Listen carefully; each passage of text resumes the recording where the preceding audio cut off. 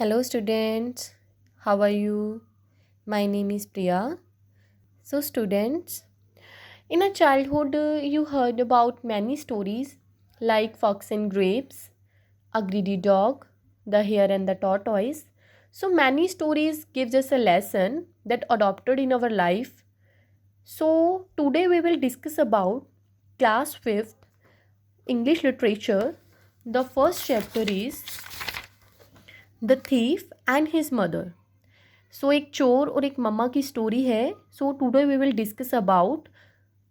Then Robin was a very naughty boy. Look at this is a Robin. He had no brothers or sisters. His father had died when he was a baby. He was the only child and badly spoiled by his mother. He was always getting into trouble. None of his classmates liked him. His mother often received complaints from the principal about his behavior.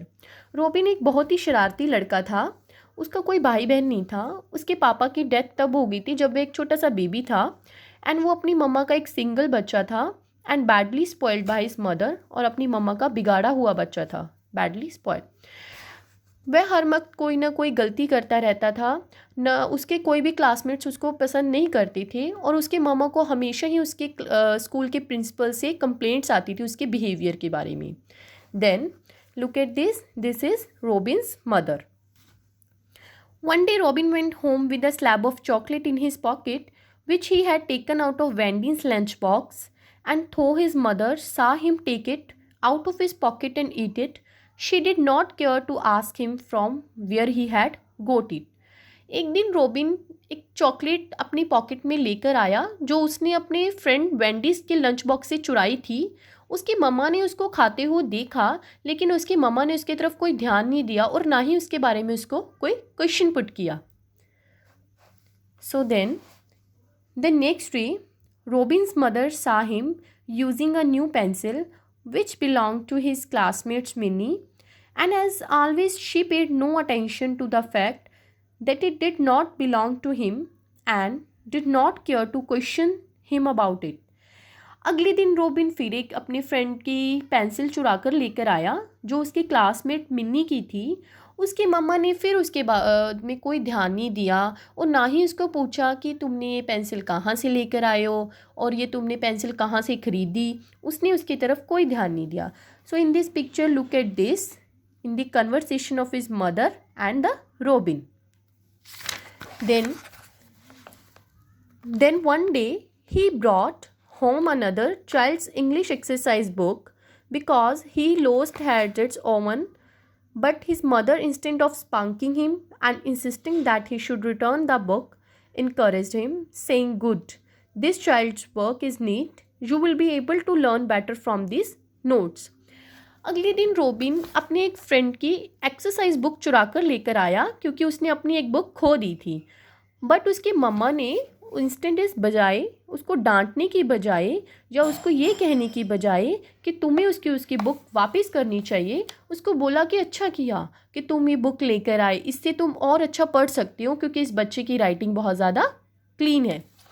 So some months later as the winter set in Robin came home with Benny's sweater instead of his own, and his mother once again commended him, saying, "Your sweater was very old and we would not have been able to buy you another sweater.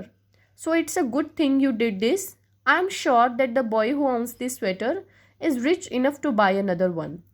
कुछ महीने बाद जब थोड़ी सर्दी आने लगी तो robin अपने एक फ्रेंड की स्वेटर चुरा कर लेकर आया. तो जब उसने अपनी मम्मा को दिखाया तो उसकी मम्मा ने उसकी प्रेज़ की. कमेंडेड मीन्स प्रशंसा करनी. तो उसकी प्रेज़ की कि स्वेटर, तुम्हारा स्वेटर बहुत ओल्ड हो गया था तो हमारे पास इतने पैसे भी नहीं है कि हम तुम्हारे लिए स्वेटर ले सके, तो ये काम तूने बहुत अच्छा किया. तो फिर उसकी मम्मा ने उसको ये बोला कि जिसकी भी तू स्वेटर लेकर आया है वो आई थिंक वो इतना रिच होगा कि वो अपने लिए एक अलग और स्वेटर लाने के लिए इनफ होगा. Then as Robin grew older he developed the habit of stealing.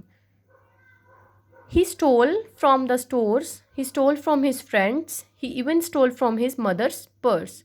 जब रॉबिन बड़ा हो गया तो उसे चोरी करने की आदत उसकी डेवलप हो गई, बढ़ गई. स्टीलिंग इज चोरी. ही स्टोल, उसने स्टोर से चोरी करना शुरू कर दिया, अपने फ्रेंड्स के चोरी करता था, इवन कि वो अपने मम्मा के पर्स से भी चोरी करने लगा. So there came a day when he was catch in the act of stealing a ladies purse while she was standing at a bus stand waiting for a bus. He tried hard to escape.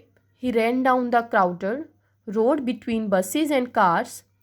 He knocked people and fruits carts down. The police kept chasing him, and finally, in an attempt to escape, after having hurt many people, so he killed a traffic policeman who was trying to stop him from getting away.